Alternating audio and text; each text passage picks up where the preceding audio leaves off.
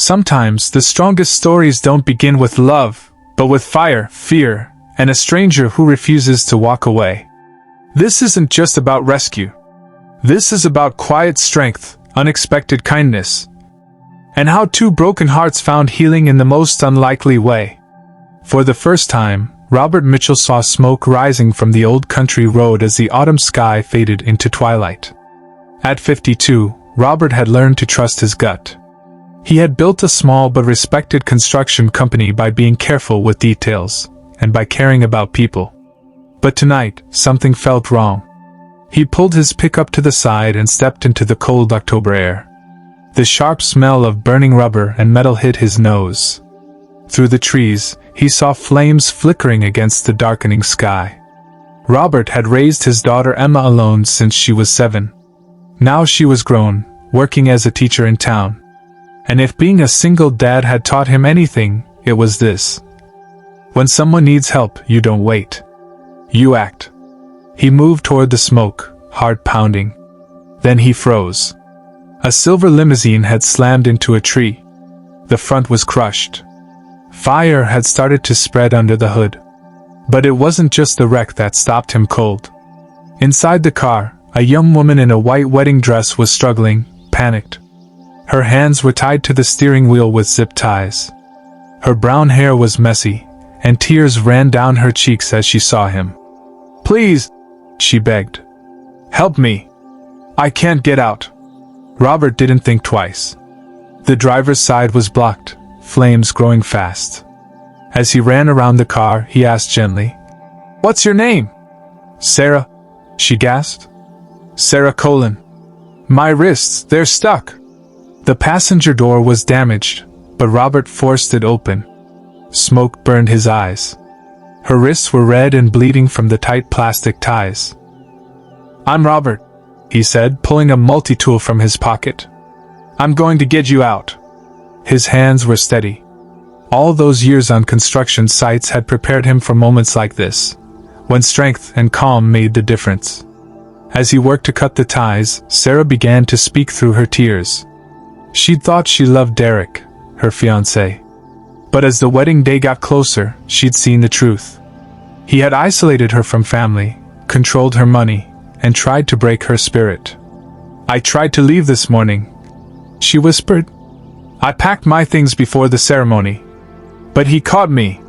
He said, if I didn't marry him, I'd learn the hard way." Robert's jaw tightened, but his voice stayed soft. "You're safe now, Sarah. No one's going to hurt you again." Just as the flames reached the dashboard, he cut through the second tie. He pulled her from the wreck, helping her stumble away from the car. Her wedding dress, once perfect, was now torn and stained with smoke. Then, with a deafening boom, the gas tank exploded behind them, lighting the sky. Sarah dropped to her knees, shaking. Robert knelt beside her and wrapped his jacket around her shoulders. "It's over," he said quietly. "You're going to be okay." As they waited for the police and fire crew, Sarah told him more. She had no real family, raised in foster care. Derek had seemed perfect at first. He made her feel safe, loved. But over time, he became her prison. Her voice dropped to a whisper. "I should have seen it sooner." Robert shook his head. "People who hurt us, they're good at hiding who they really are. Sarah, this isn't your fault." When the police arrived, Sarah gave her statement. With every word, her voice grew stronger.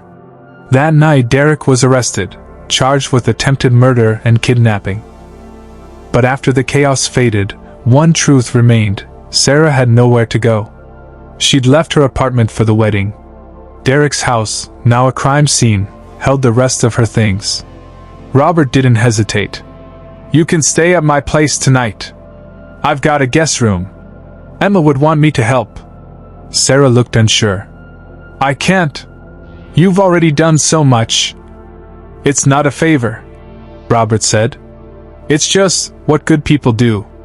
That night, Sarah sat at his kitchen table in one of Emma's old robes, quietly crying. The weight of everything hit her at once. Robert made tea and sat with her in silence. He had learned raising Emma that sometimes, just being there is the greatest gift you can offer. I don't know how to thank you, Sarah said softly. I don't need thanks, Robert replied. But promise me something. She looked up. Promise you'll never forget how strong you are. It took real courage to run, to fight, to survive. Never let anyone tell you different, not even yourself. In the weeks that followed, Sarah began to rebuild her life. Robert helped her find a small apartment and connected her to a job opening at his company. She was smart, capable, and more than ready for a fresh start. When Emma came home for Thanksgiving, she bonded with Sarah instantly. Like the sister I never had, she said. They spent Christmas together, a family made not by blood, but by kindness. One night, Emma smiled at her dad and said, "You didn't just save Sarah's life. You showed her what a good man looks like." Robert paused. What do you mean? You didn't ask for anything back.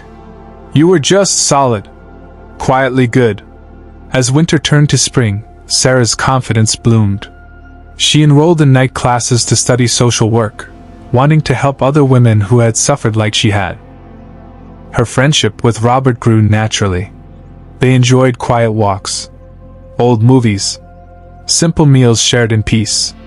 And one night, as the sun dipped behind the hills, Sarah finally said what she'd been holding inside. I thought my life was over in that car. Not just because of the fire, but because I believed Derek when he said I was worthless. That no one would ever truly care for me. Robert said nothing, just listened. But you showed me something different, she continued. Real love, it's not about control or power. It's sitting beside someone, believing in them, giving them room to heal. Robert took her hand gently. And you showed me something too, he said. That sometimes, the most powerful thing we can do is simply show up when someone needs us. They sat in quiet stillness, no rush, no pressure, just trust. Because some of the greatest love stories aren't loud. They don't begin with grand gestures or perfect timing. Sometimes they begin with a kind heart, a willing hand, and the courage to care. That night, Robert pulled Sarah from the flames. But in the months that followed, she saved him too. Not with drama, but with presence. With the kind of connection that reminds us. Love isn't always found. Sometimes, it's built. He saved her from the fire. But she saved him from a life without meaning. Some love stories don't need grand gestures. Just two hearts brave enough to care. If this story touched your heart, share it. Because sometimes, the quietest stories speak the loudest.